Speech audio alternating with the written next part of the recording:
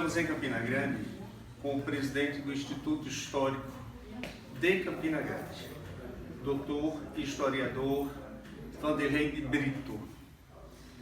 Estamos aqui na FAC, Fundação Artístico-Cultural Manuel Bandeira, onde nesse cenário de história venho a fazer algumas perguntas no sentido de como se encontra a história, a cultura neste momento em Campina Grande.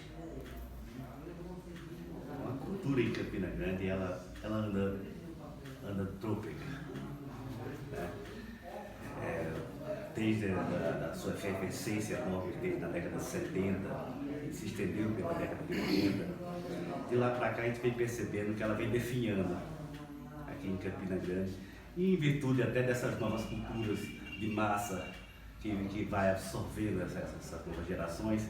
Então a gente percebe que a cultura clássica mesmo, ela está um pouco de lado, os coretos falados, balé, o teatro, não comédia. Então a gente percebe que de alguns anos para cá, Campina Grande ela vem definhando do aspecto cultural, do aspecto cultural mesmo de raiz, aquela cultura realmente importante. Então eu acho que é esse o cenário atualmente na nossa cidade. Como historiador, nós temos uma crise de historiadores, de pesquisadores, ou isto é algo que não é real? Que realmente nós temos muita gente pesquisando na área, trazendo o resgate dos nossos antepassados. Eu acho que nós temos um dos melhores momentos nessa área de pesquisa histórica. História, arqueologia, antropologia, genealogia. Então eu acho que hoje tem grandes talentos sim, trabalhando com isso.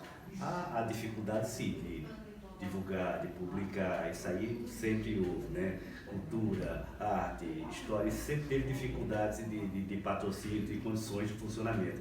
Mas sempre houveram pessoas preocupadas com isso, sempre houveram pessoas infectadas com o vírus da cultura, da arte, da literatura.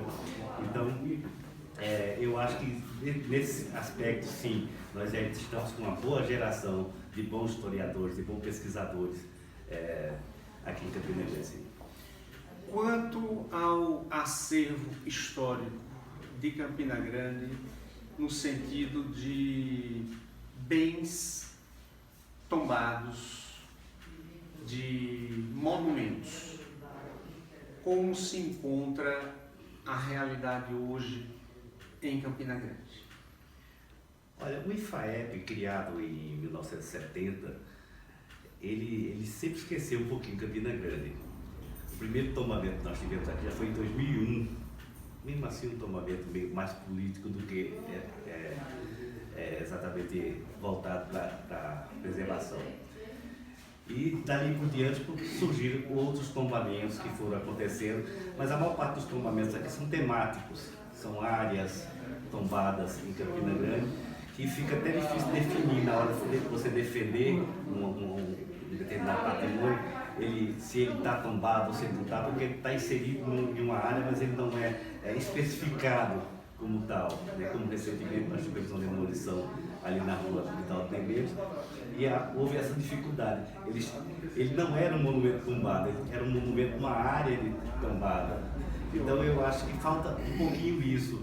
Eu acho que esses tombamentos temáticos, eles são perigosos nesse aspecto, porque você pega uma rua, por exemplo, tomba as edificações daquela rua, e você vai pegar edificações recentes e antigas, e você não faz uma discriminação de cada edificação.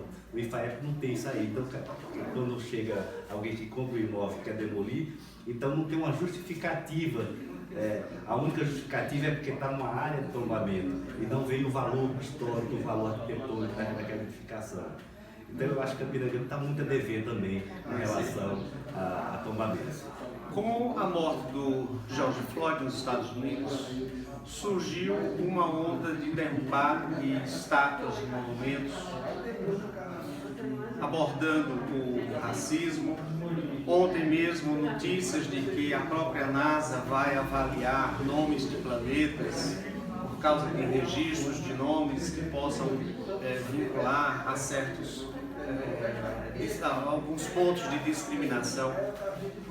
Mas qual a visão do Instituto Histórico quando você tem monumentos que foram erguidos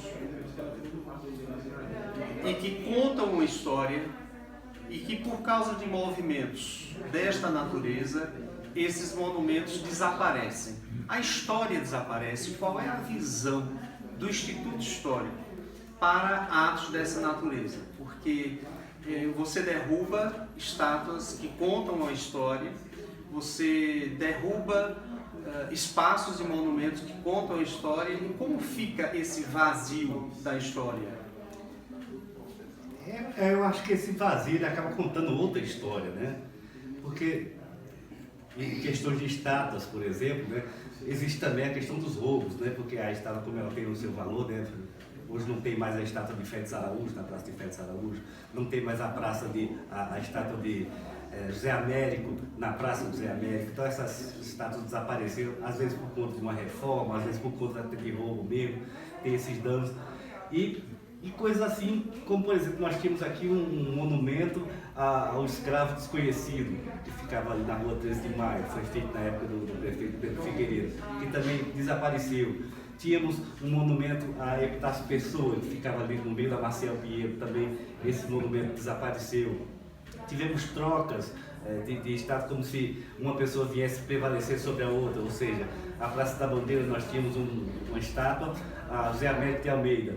Depois que veio a água de Boqueirão para Campina Grande, toda aquela efervescência em cima de Juscelino Kubitschek, foi feita uma estátua de Juscelino Kubitschek e a outra saiu, foi demolido o monumento e a estátua saiu. Então a gente vê muito é uma dinâmica que as estátuas vão acontecendo e que, de certo modo, até esses sumiços vão contando a história de Campina Grande, as tendências em Campina Grande, a gente também consegue enxergar nesses atos de desrespeito, de falta de compreensão com o patrimônio. Então Campina Grande tem muito isso, né? A gente vai olhando e vai procurando. Recentemente ali as estátuas dos pioneiros, que é o símbolo maior da nossa cidade, né? Houve um dano, quebrou um braço, tal. Felizmente o prefeito foi muito ágil naquilo ali e resolveu aquilo ali antes de se criar uma grande polêmica. Foi uma coisa muito interessante isso aí. Temos as estátuas de Jacques do Pandeiro e Luiz Gonzaga ali na praça, ali no Açude Velho, que é necessário a guarda municipal ficar tomando conta para que ninguém roube ou danifique aquilo ali. Então, quer dizer, eu acho que falta muito também essa questão de consciência, a população trabalhar também junto com o governo, ou talvez até o governo interagir com a sociedade para saber esse tipo de coisa, porque a gente vê muito essas homenagens serem feitas e num segundo momento elas serem subtraídas ou trocadas por outra pessoa, ou então, então quer dizer, a gente está vendo muito isso em Campina Grande. Sim. Quero agradecer e deixar aqui as suas considerações finais para esse momento de conversa com Vanderlei de Brito, presidente do Instituto Histórico de Campina Grande. Agradeço, Ricardo, esse projeto que vocês estão fazendo. E nós do Instituto Histórico de Campina Grande estamos nos esforçando muito no sentido de tentar restaurar pelo menos a consciência de preservação em Campina Grande, uma consciência de um abraço às raízes da nossa cidade, através de alguns projetos que a gente vem realizando na nossa sede e também fora dela. A gente vem tentando fazer um trabalho com que a nossa cidade possa novamente voltar a compreender a sua história e valorizar as suas raízes. Para encerrarmos esse ponto de história, eu vou pedir o contorno da câmera para esse painel que tem aqui, justamente mostrando, e encerra com isso a história de Campina Grande. Como vocês podem ver aqui, um bom capítulo de história para vocês.